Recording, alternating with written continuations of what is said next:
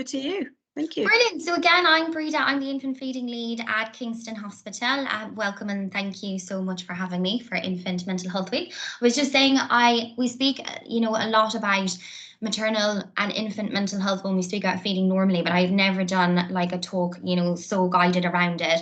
But just because I didn't know who was joining us, so I'll be doing like a little bit of a background of feeding and what I do, and just a little bit about, feeding in the UK before we move on to those little bits. I'm more than happy for anyone to stop me at any point if you have any questions, or we'll, put it in the chat. That's absolutely fine. And yeah, hope you enjoy it. Right, let me just share my PowerPoint.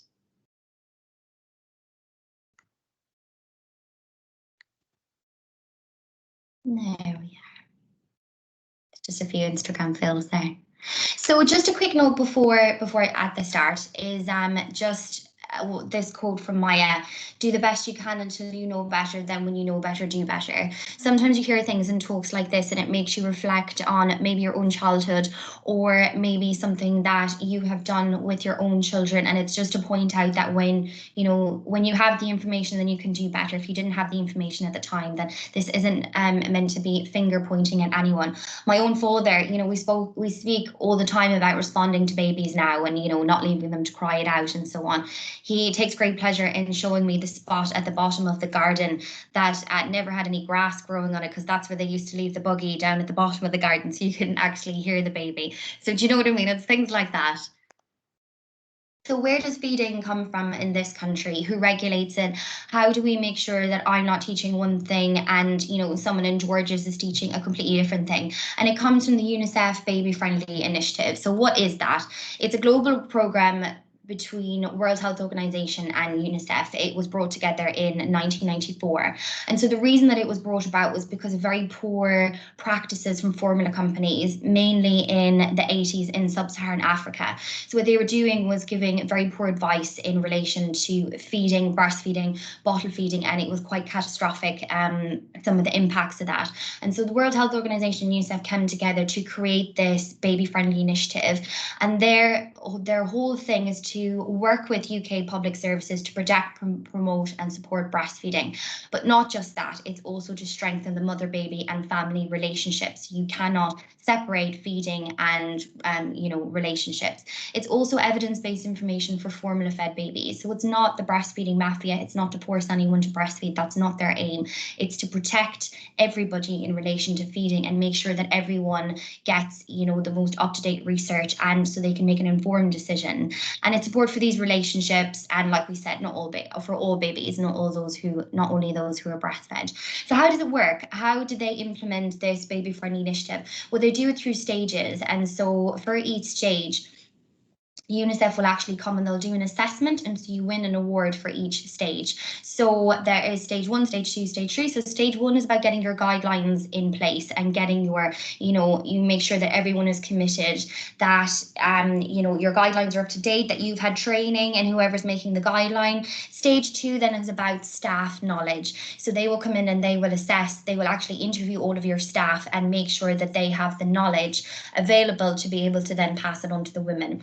And stage 3, which is where Kingston Hospital, we're just doing our stage 3 now, is about the women. So is it working? Is the staff education actually getting the information across to the women? And so what they do is they do a 2-stage assessment for stage 3. They will call a load of your women at home, so postnatal women. They will also come into the hospital and interview all of the women in the hospital. So it's very hard to get, but it is definitely an achievement and something that everybody wants to be a part of. The thing as well about the Baby Friendly Initiative is that it has now been added as part of the 10-year NHS plan. So every single trust will have to become stage 3 accredited. It's part of the 10-year plan. So it's not, it's not in drips and drabs. Everyone will have to jump on board soon, which is really, really good. And the thing to remember about Baby Friendly as well is it's not just hospitals, it's not just maternity, it's also help visiting, children's centres can become baby friendly, neonatal units. They're now universities, so teaching the student midwives, student nurses, which is absolutely incredible. And they're even now creating standards for paediatrics, so the paediatric wards where babies get readmitted for weight loss and other things. So these are the maternity standards. This is what they look at when they come to Kingston Hospital, as they have done recently, that pregnant women are prepared. So this starts in pregnancy. So we don't just talk about feeding after the baby is born, that we actually start preparing the women from conception. So even at their booking, we start talking about feeding and you know, have you had any thoughts around feeding?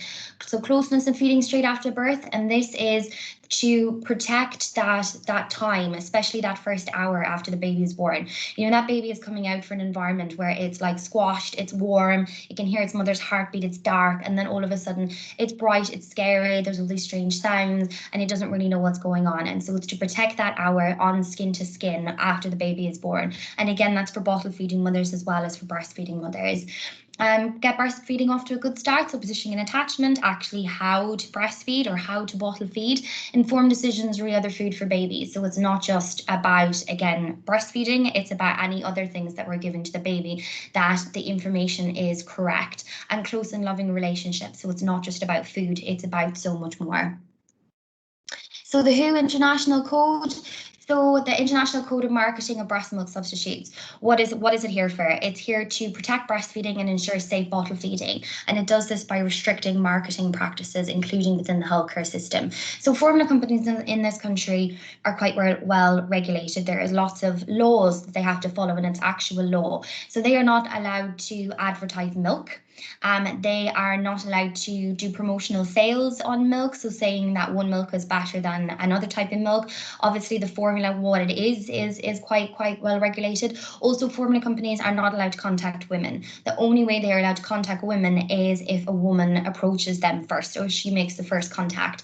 This is so in the healthcare system. What does that mean? It means that we don't promote any type of milk over another type of milk. So it's just first milk. It doesn't matter, you know, what brand. We don't say this one is better than this one. And also, like, if you were doing my job, you know, 30 years ago, I'd probably be, you know, driving a Rolls Royce paid for by the formula companies. All that is gone now.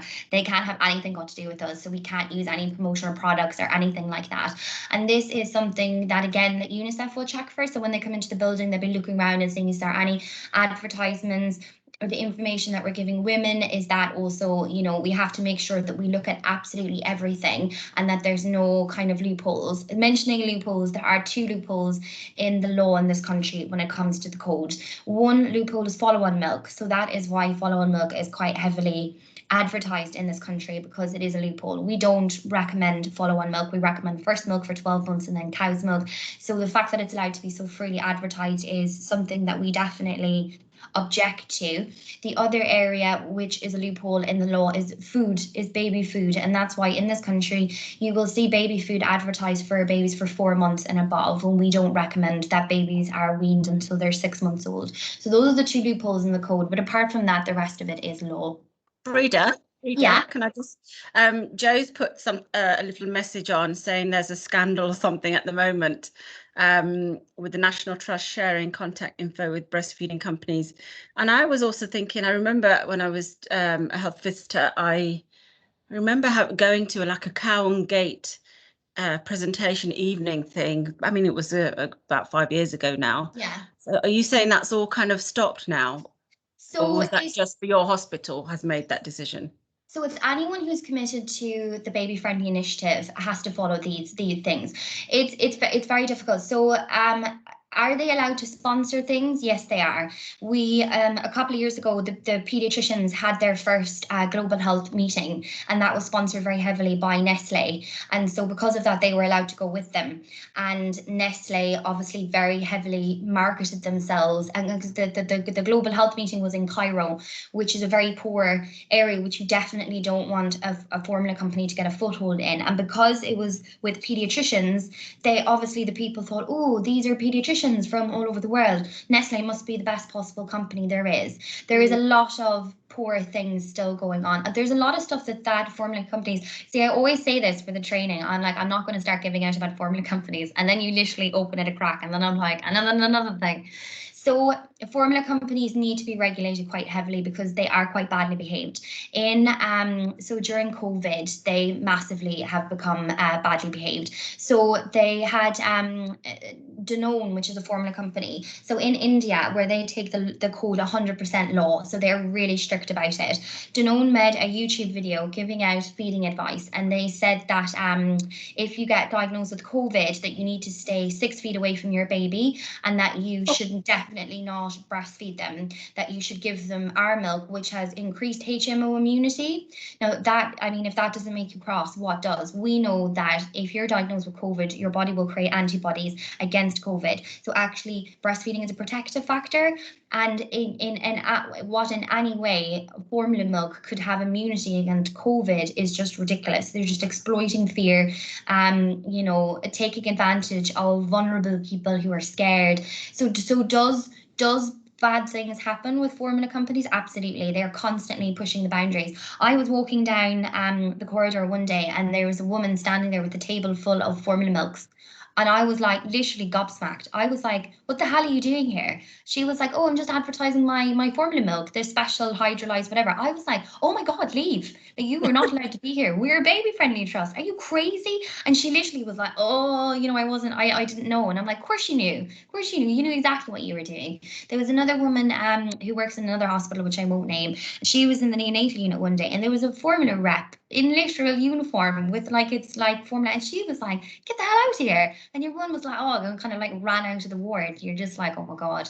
So honestly, I could talk about formula companies forever. They, you know, they're quite badly behaved. But the National Trust thing, I think, is that they're taking sponsorship from a formula company, which is not against the law. It's not against the rules. You're allowed to take money. I mean, I'm not allowed to take money off them, but they're not a baby friendly accredited area, so they would be allowed to take money off them. But it's scummy. It's, you know, it's low quality, I would say. I think I'm just trying to have a look for. I was trying to have a look for the article, and all I can seem to pull up is that they've been called to act because, you know, it discourages breastfeeding.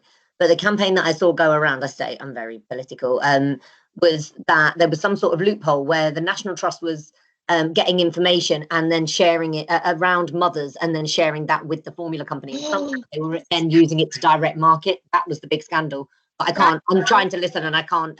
You talk very quickly, Breda, and I do. Sorry. But it makes it. I can't search, and I'm normally a multitasker, but I can't search at the same time. But if I find it, I shall share it just to get you even more cross with them. Yeah, there was some sort of loophole where they were directly marketing, and they just weren't allowed. So that is outrageous. I will say. I will say the only thing that we can be quite relaxed about is there is the national kind of group of infant feeding leads is fierce.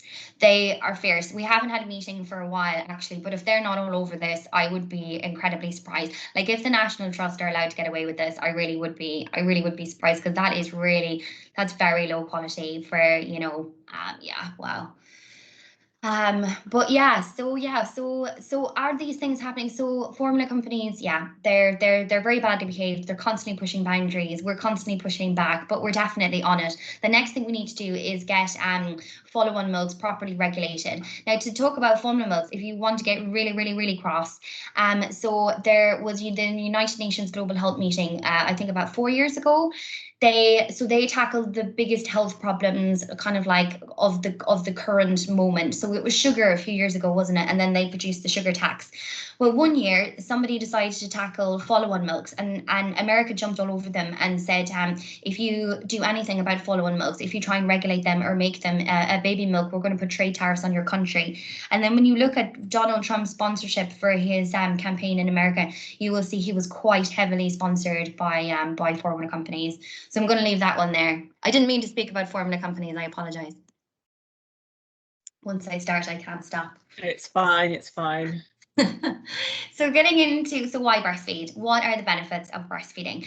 So benefits for the baby are reduction in lots of different types of infections. So chest infections, gastroenteritis, ear infections, urinary infections. So diabetes is type 1 and type 2 diabetes, because the islets of Langerhans in the pancreas is actually the same shape as the cow's milk protein in milk. So if the baby attacks the cow's milk protein, it can sometimes attack its own pancreas. Allergies we'll speak about in a sec. So SIDS is sudden infant death. So one of the theories on why breastfed babies are more likely are more protected against SIDS as opposed to formula-fed babies is because we overfeed formula-fed babies. We tend to, how common is it to sit a baby on their back and then stick a bottle in their mouth and then we just let them go. Well, that's not how I drink water. I'm not sure why. That's why we bottle feed babies like that. So we tend to overfeed them as one of the theories. Childhood cancers and heart disease, and for the moms, breast cancer. And so the longer you breastfeed, the kind of more reduction in your risk of getting breast cancer. Ovarian cancer cost, which is a huge one. It can cost, up to 150 quid a month to formula feed a baby. Convenience, weight, does it help with weight? So you will burn between 500 to 1,000 calories a day when you breastfeed. Will you eat that amount extra in calories? Definitely, if not double, if not triple that amount. It's a hunger like a thirst. So, I mean, if you're one of those very well-behaved breastfeeding mothers, potentially you could lose weight, but I definitely didn't. And osteoporosis. So we used to think that, but now actually your bone density goes down when you breastfeed, but when you stop breastfeeding, it increases to what it was beforehand. So we're not really sure about the osteoporosis yet. So speaking a little bit more about the benefits of breastfeeding and going into a little bit more of the science, I'm going to try and make this as clear as I can, because a lot of the research around this is actually done by microbiologists, and so they're like the F246 of the, and you're like, oh my god, please just tell me what it is in English so I can understand it. So that's what I tried to do. So microbiome, what is a microbiome? Micro is small and biome is a particular community in a distinct environment. We are going to be talking about the baby's gut. That is the environment that we're talking about.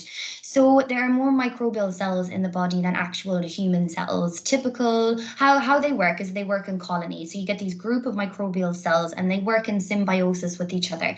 So one doesn't outstrip the other's food stores, one doesn't outgrow the other. So they work together in symbiosis. When they work together, they do loads of really cool and good things, like they help protect the body against harmful pathogens, they help with digestion, they do all sorts of wonderful things.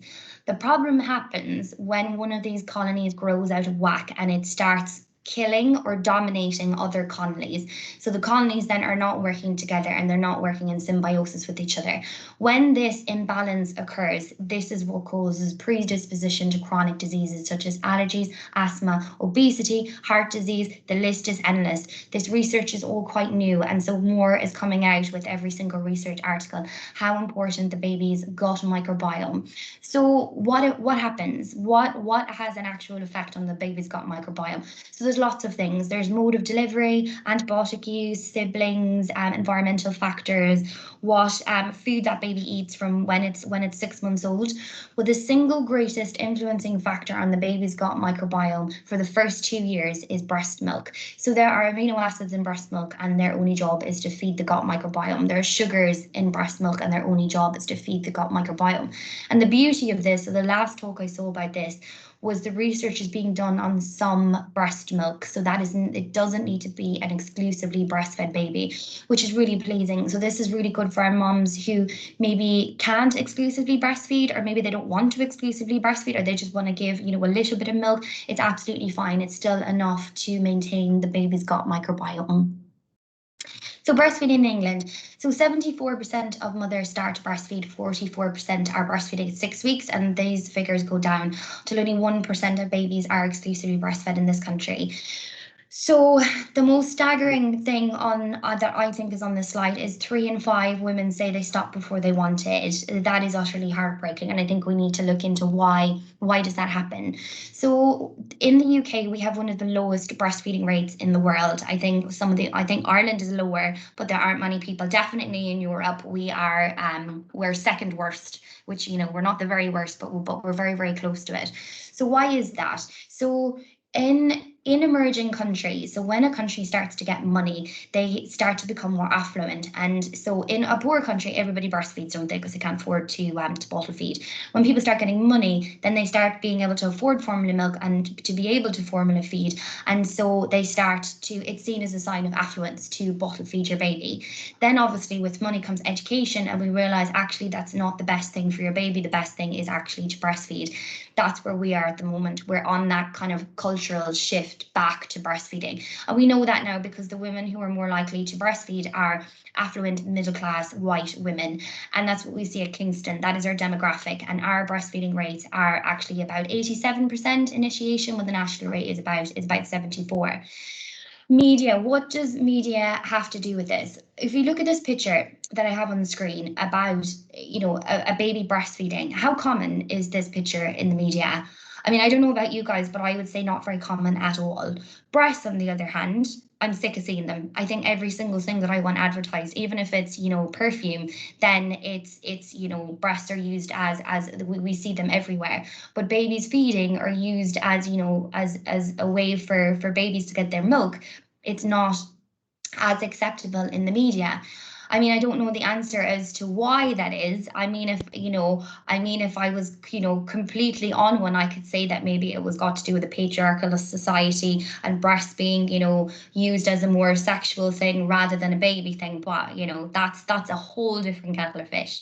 But what about societies? We've seen all these videos on, you know, social media where people have done experiments. So you've sat a woman with a baby breastfeeding on one bench, and then on another bench you've got a woman basically sitting there in nipple tassels. And what happens? Which one gets the most attention? Well, the one that always gets the most attention is the woman breastfeeding her baby. I think we're getting better. I think in the last 10 years, certainly since I've been doing this job, I think we've noticed a massive change. I found, you know, a couple of years ago, I was on a tube train, and there was a girl who was breastfeeding her baby on the train, and there was a guy standing over her in a suit, and he just looked at her and he said, "That's completely disgusting." And I went nuts. I went absolutely nuts at him. So nuts that she was afraid of me. Like I was the issue. So I think it's, you know, I think it's softly. I think our current generation are doing really good things to kind of change how we see breastfeeding. There's loads of lovely young celebrities who are coming out, you know, going all over social media, breastfeeding their babies. So I think we're getting there. I think we are in that shift, but I don't think we're quite there yet. And it's thinking about the mental health of our young mothers. It is very difficult to kind of take the barrage of kind of nonsense that comes against you with your breastfeeding. I mean, I breastfed my baby, who is now 1, and when he was 6 months old, he had just under 6 months old, he had no hair. He was completely bald, totally healthy baby, perfect in every way. And my own father said to me, you know, that, you know, the reason he has no hair is because you're not feeding him properly. You need to give that baby a bottle of formula. And I was like, what? That's just not even almost true. That's ridiculous. But he was saying it so much to me that even me, and I'm an infant feeding midwife, I was a bit like, am I feeding him okay? So you know, that's what I'm getting. I mean, what are these poor women out there? What are they getting from society and the media and from other people? So speaking about mothers and babies and mental health, mothers and babies share a really intimate, you know, biological, social, and you know, psychological relationship. So it is impossible to tear them apart. So when we speak about a baby's mental health and a mother's mental health, we cannot separate them. So we talk about the mother and baby dyad, so they are as one. So if something affects one, it affects the other one. So what about maternal mental health and feeding? So we see everywhere there are reams and reams of things around to say that breastfeeding reduces the risk of postnatal depression. We know that it has massive health benefits for mother and for baby. But is it as simple as this? Is it as simple as saying to women, you know, your mental health will be better if you breastfeed? You know, it's so much better for you and the baby. Is it so much better? I think we have to be careful how we word things. It's more complex than this. What if a woman doesn't want to breastfeed? What if she is the breadwinner and she wants to go back to work? What if she wants to, you know, express her milk and have someone else feed the baby? Or what if she can't breastfeed? Or what if she's breastfeeding and something goes wrong and she doesn't, you know, want to continue, or she can't continue? I think it's more complex than just saying, you know, breastfeeding your baby will help your mental health. I think women need a lot more support than that. And I think they need support from the very, very start. This starts at conception. We can't just keep throwing it at women that, you know, breast is best and, you know, we should move away from being the breastfeeding mafia and actually think about this woman and her situation and, you know, her family life. And has she breastfed before? Does she have other children? Does she work? You know, what's going on in her home life? I think as health professionals, it's a key role for us is to look at the bigger picture and the whole holistic side of things and not just say like breast is best and breast is best for you and the baby, because that's not always the case. I have had numerous times where I've been on the ward and I've been helping a woman with feeding, and only because my gut was telling me that this woman wanted to bottle feed, that I made it such a safe environment for her to say. It's happened to me a few times where it's only then that the woman will say, actually, I want to formula feed my baby. And I think that's really heartbreaking. Why do they feel like they you know, that they can't tell us these things? And it's sad, because I feel like mental health wise we're kind of losing both ways. We have these breastfeeding mothers who are finding it very difficult in society, and then we have bottle feeding mothers who's finding it very difficult in, you know, a health setting. So why has feeding got anything got to do with the relationship? I mean, surely they are completely separate things. Well, not necessarily. So baby feeds 8 to 12 times a day. I like smile when I look at this, because obviously this is what I teach to mothers and, you know, and midwives and doctors and whoever else. Then I had my own baby and realized babies feed about 468 times in a 24-hour period. Like, I mean, I don't know what baby feeds 8 times. I would like to meet that baby. Feeding is such an important part of their lives. It's a massive source of comfort. It is also so many opportunities there for the mother and the baby to, you know, make eye contact, to cuddle, to warm, the looking at each other, all of those lovely opportunities for comfort. And feeding can have such a significant mental health impact on the whole entire family. How that woman decides to feed her baby can have an impact on everybody.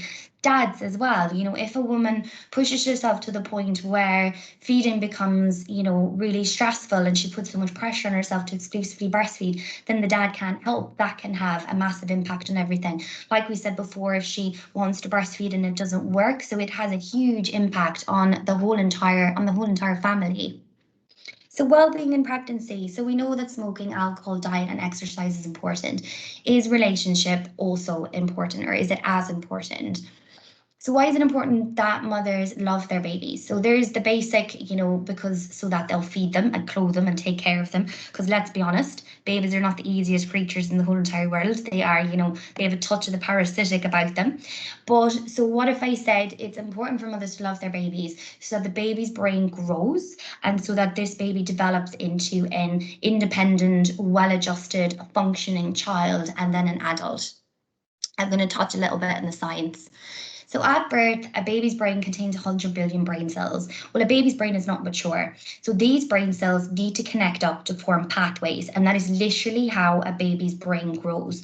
So how do these brain cells connect up? Neurotransmitters. That's what helps these brain cells connect up. What are the most common neurotransmitters? Oxytocin, serotonin, and dopamine. And so how does it work on the mother-baby relationship? How does a mother loving her baby make the baby's brain grow? So if a mother sees her baby and every time she sees her baby, she smiles, that baby is going to get a little boost of oxytocin. Oh, it's my mom, and my mom smiles and my mom is happy to see me. With that boost of oxytocin, those brain cells are going to join up to form pathways. Every time a woman smiles and that baby gets a little bit more oxytocin, not only is its brain growing, it's also creating positive pathways. So that baby is learning that smiling is a positive and happy and welcoming thing to do. So the most of these brain cell connections actually happen when the baby is 0 to 8 months old, which is really it's definitely something important to get across to our moms. Because when I think about engaging with a child, I think like a 1 to 2-year-old, you know, when they can talk back to you or they can kind of communicate in some way. Like a 1-month-old baby, they're not giving you much back, but actually it's more important that we make eye contact with them, that we talk to them, sing, read stories, do all of those things that gives that baby a little bit of a boost of oxytocin. It's also, you know, to remember babies want to help. the babies are not sitting there saying, you know, make me laugh, woman. Babies are good crack. You know, they always want to engage with you and have fun. They're there to help. And it's hearing things like naughty baby was crying all night is literally impossible. Those brain cell connections have not been made. That pathway has not been created. That baby literally cannot be naughty. It doesn't have the brain pathways to be able to do that. So control crying and self-soothing, we know that these are damaging for babies, and I won't focus on kind of like the negative impacts which we know that these can have, but instead let's focus on the positives. So if your baby is crying, instead of leaving them to self-soothe or to soothe themselves, if you pick them up and stroke their face and talk calmly and soothingly to them, so that baby is full of cortisol, what you do is you decrease its cortisol and you increase its oxytocin. Oxytocin, being a neurotransmitter, helps the baby's brain to grow. What you're doing with that increase of oxytocin is you're helping that baby to learn how to soothe themselves. So instead of just forcing it, leaving it full of cortisol, you relax its cortisol, you increase its oxytocin. That baby's learning these positive coping mechanisms and how to soothe itself. And we know that babies who've been responded to more in the first month of life actually cry less at a year old. So that old adage, put that baby down, you're making a rod for your own back, actually, it's the complete opposite. Now, different babies will obviously need different amounts of help when it comes to this, and that's just because of different personalities, but they'll get there. The other thing is that parents get a boost. So I was dropping my baby off to nursery one morning and we were late, and I was trying to get his coat on, and of course he was crying every time I tried to get his coat on, and all I wanted to do was force him down and, you know, shove his arm in his coat and get on, because I was just thinking, oh my god, I'm late. Then I'm like, okay, practice what you preach. So instead I tickled him. While I was tickling him, I got his arm into his coat. He was laughing, I was laughing. He left for nursery with a smile on his face. I left for work with a smile on my face. I also got a boost of oxytocin. So it's not just about the child, it's about the parent as well, and about developing that relationship. It's positive for both of them. It makes their life easier. And this is not about feeding, although of course it's related to feeding. If this is so important to tell our mums who maybe can't breastfeed, or, you know, who breastfeeding didn't work out. It's like, do you know what? Forget about the feeding, just play with your baby, just engage with them, look at them, talk to them, do all of those things. And this is just a diagram showing you about those brain cell connections. The biggest leap is from 1 month to 9 months. And then, you know, there's not very much after that. Let me just see how I'm doing that time. The good thing is, because I speak 900 miles an hour, I tend to be usually okay for time. So becoming a mother, when does a woman become a mother? Is it when she holds that baby in her arms? Actually, no, it's way before that. Most women, you know, like a woman who's had a miscarriage, what does she say? She says, I lost the baby. So it's about explaining this early. So not just after a woman has her baby, to tell her about engaging with her baby. A baby can hear from 20 weeks of pregnancy. So it's about getting this relationship started early. So getting the bonding started early. So telling her to take some time to maybe think about the baby, respond to the baby's movements. She could read a story, talk to the baby, play some music. That will release oxytocin in her body, which will then go through to the baby and also help those lovely brain cell connections be made even in pregnancy. And oxytocin works literally opposite cortisol. So oxytocin is a fertilizer for the brain, but cortisol then prunes it all back. And we see this in babies who've had quite serious traumas or maybe abuse, that they go from a healthy, happy, engaging child to actually a very quiet, withdrawn child. So even a child that has had that brain growth and learned all those kind of positive pathways, that cortisol can come and just snip it right away. So that leads us on to 1001 critical days, which I'm not going to bang on about, because actually I'd forgotten that you guys had a chat about this morning, didn't you? So I'll just very briefly touch on this, because you've been through it all. Just for anyone that hasn't, so 1001 critical days is an absolutely fabulous organisation, and it has literally everybody in it. So like Born Too Soon, Bernardo's, NSPCC, Breastfeeding Network, anyone you can think of is part of 1001 critical days. And so they want two things.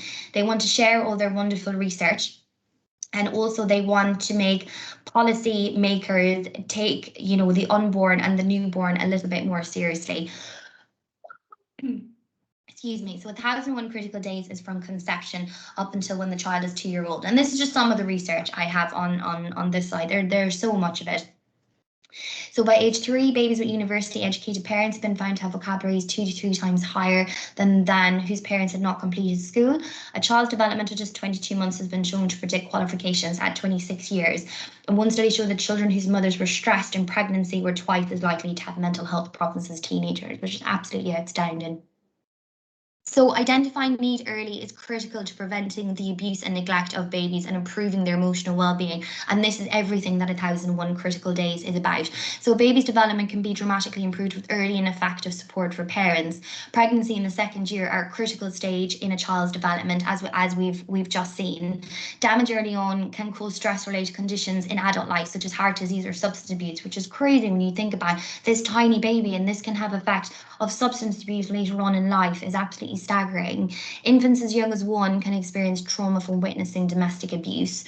26% of babies in the UK have a parent affected by domestic violence, mental health, or drug and alcohol problems. Domestic violence affects 39,000 babies, mental health problems affect 144,000 babies, drug or alcohol problems affect 109,000 babies, and at least one of these issues appears in over 70% of cases where a baby has been killed or seriously injured. 36% of serious case reviews into deaths or serious abuse involve a child under 1, and high levels of stress in early childhood can be toxic to the developing brain. And we know this. We want oxytocin, we don't want cortisol, which is damaging to the developing brain. So what do we do? Begins in pregnancy. So this is about talking to women early about, not forcing them to do anything, about not forcing them one way, but early discussion about relationship building, feeding, their thoughts surrounding it, supporting informed choice. So making sure that women are getting the information from us, from the health professionals, and not from any other choices. So skin to skin, that's just after birth, very important. Promote closeness for mothers and babies. Encourage responsive feeding, nurturing and comfort, and support instinctive parenting. The one thing I always think about instinctive parenting is you see a crying baby, your instinct is not to stand back from it. Your instinct is to pick it up. And there's all these people here to help. So all these organizations are here to help with feeding. There is so much feeding support out there. I think people forget that we are here. In almost every single hospital now, you will have an infant feeding midwife like me or an infant feeding team. So there's always somebody there to help and offer advice. Please don't be shy about using it. I mean, I'm constantly going all over the hospital doing all sorts of things, even, to day surgery or A&E, AAU, the private wing. We are more than happy to go absolutely anywhere we're needed. So please don't ever feel like there's no help out there. Let me just bring you guys back on screen.